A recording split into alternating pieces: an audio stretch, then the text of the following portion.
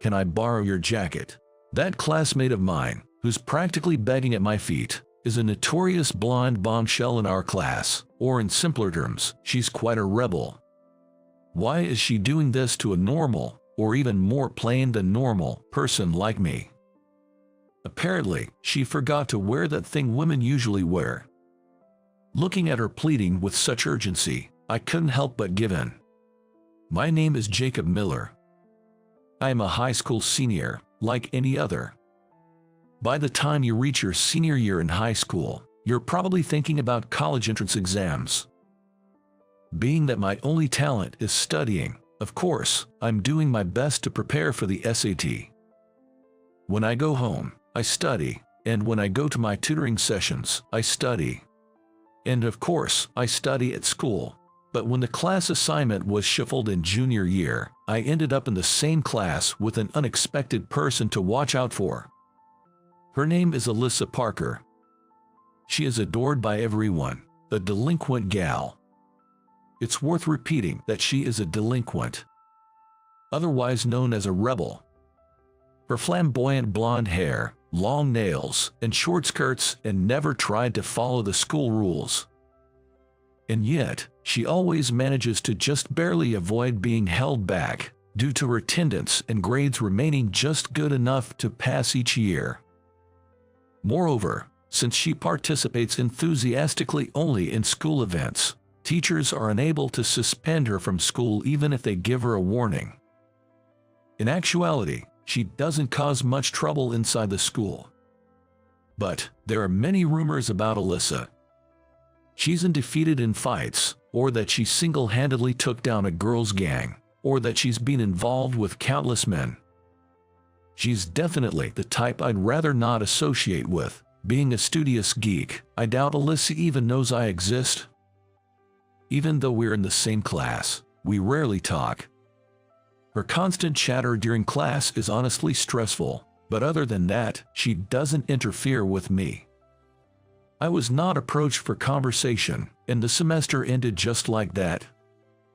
Then time passed, and it was the middle of the second term. The second term is typically when school events like school travels are held, but third year we don't do anything that formal. However, our high school, and usually, has adopted a system of classroom duty rotation.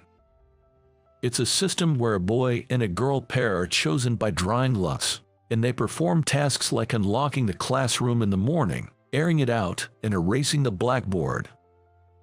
I usually arrive at school early, so the duties aren't a bother to me. But the problem is, I was paired with Alyssa. She probably won't come. After all, she's usually either sprinting into the classroom at the last minute or she's late. Moreover, it's raining outside. I would probably have to do all the tasks alone today.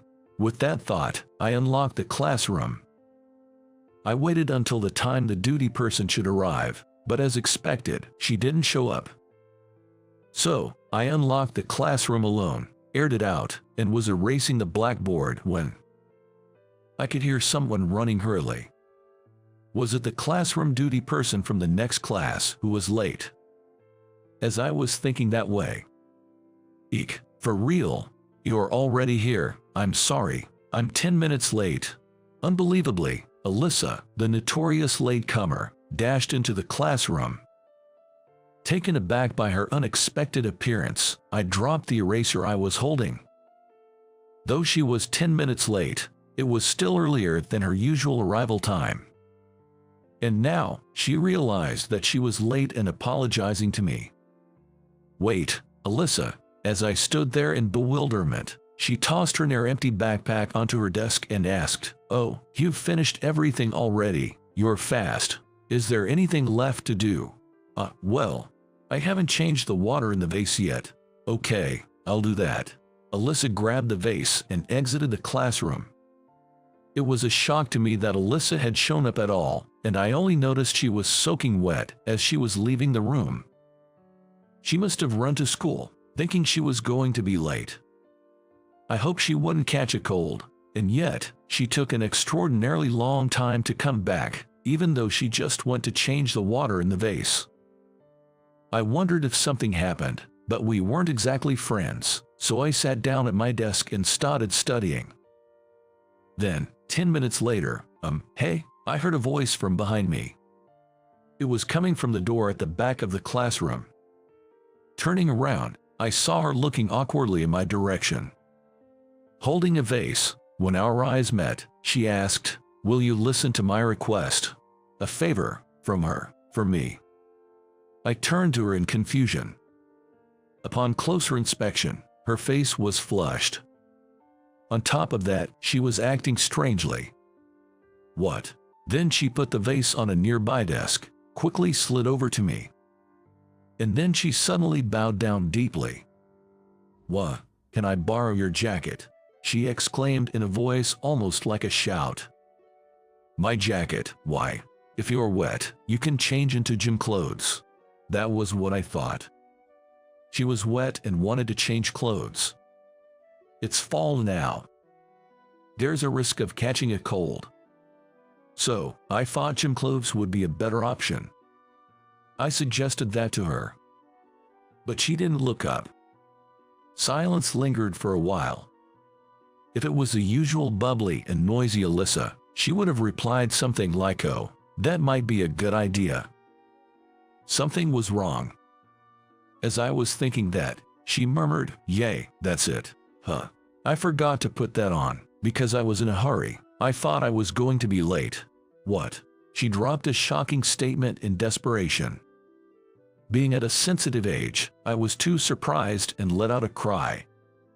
By that, she meant the innerwear that supports her bust, right? I was confused. But then I understood why she couldn't look up. She just couldn't. Because her uniform was wet and see-through. Nothing stood out on her see-through back. There's no sign of that which should be there. That means she's wearing nothing underneath her uniform. I hurriedly took off my jacket, draped it over her, and then turned my back on her. Indeed, there was no point in wearing her gym clothes in the state. The blazer was thick and would easily hide the front. You can wear this. Is your home far away? One stop by train. In that case, why don't you go home wearing that for now? If you leave now, you should be able to come back by second period. It would indeed be tough for a girl of her age to attend class in this condition. Especially since there's PE class today. When I said that, she whispered, "Thank you." Then she grabbed her bag and left the classroom. Of course, afterward, I was asked by my friends and teachers, "What happened to your jacket?" But if they knew that I lent it to Alyssa, I would have to explain the whole situation. So, in a split second, I blurted out a stupid joke with a straight face. I got mugged. Since I'm not the type to say such things often, it was well received by those around me. I lied to the teacher, saying I didn't manage to get my laundry done in time. But my silly joke would later come back to haunt me. Because Alyssa appeared during the second period. Even though I said that, honestly, I thought Alyssa would play hooky today. She was attending class properly that day. "Oh, Jacob, I'll wash and return your jacket tomorrow, okay?" Alyssa shouted out loud, and coupled with my joke, a surreal joke about Jacob, who got mugged by Alyssa, spread like wildfire. And when Alyssa, who had heard that, got extremely carried away and said, "Jacob, lend me your notebook." "Hey, hold on, that one's not finished yet." She started to tease me like this, and people around me started to tease, "Jacob is being mugged by Alyssa again today." So, I created a notebook for Alyssa so that she could take it. Getting it back every time is a hassle, and while my notes are verbatim from class, the notebook is simplified so even Alyssa can understand it.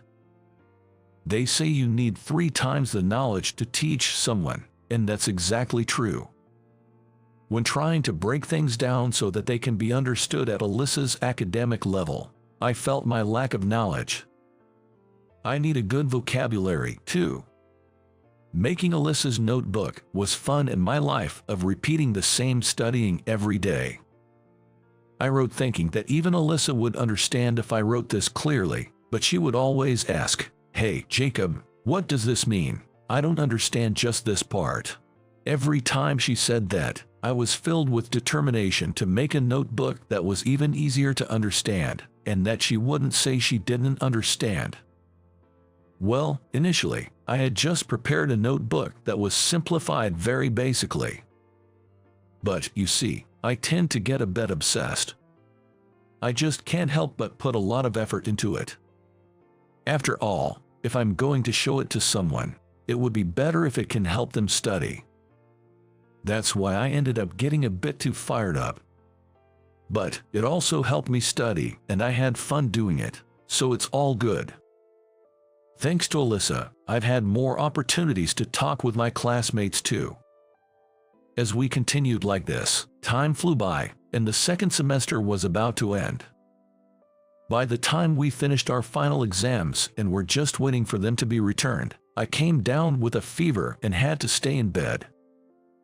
There's not much class left after the exams are returned, so I thought it was kind of a blessing in disguise that I fell sick during this period. Fortunately, my high school is near my home. In fact, I chose this high school mainly because it's near my home. I figured I'd have someone bring my test home. Then I could check the parts I got wrong. With that in mind, I sent a message to a friend.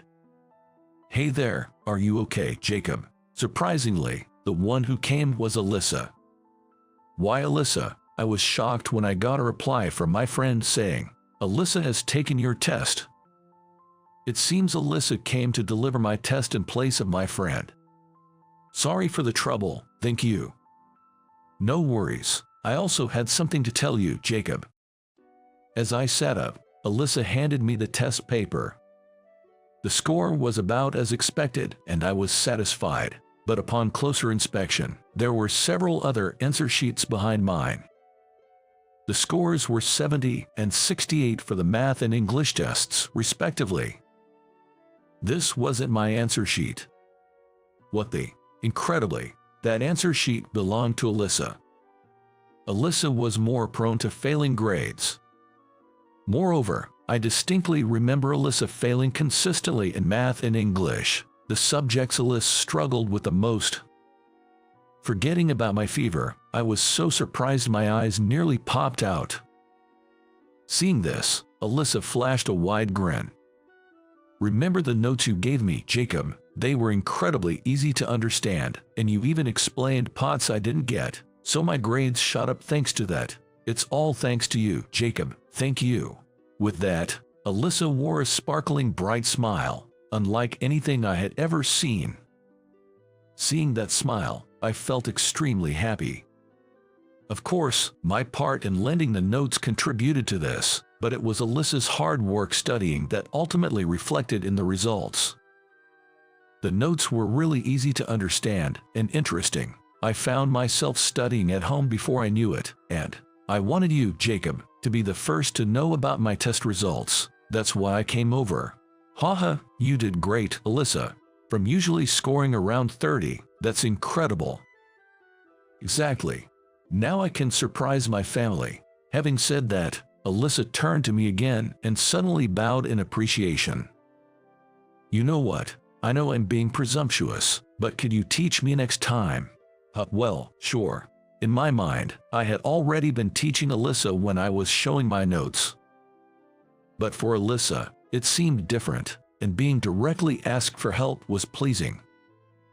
So, once I recovered and returned to school, I started supervising Alyssa's study after school. After all, I would only be studying if I went home anyway.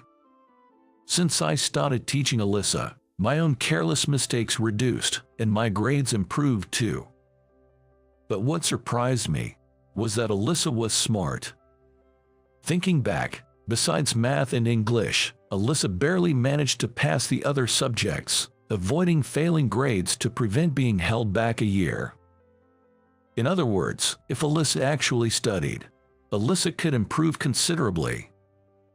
While it's not realistic to catch up several years' worth of studies in a few months.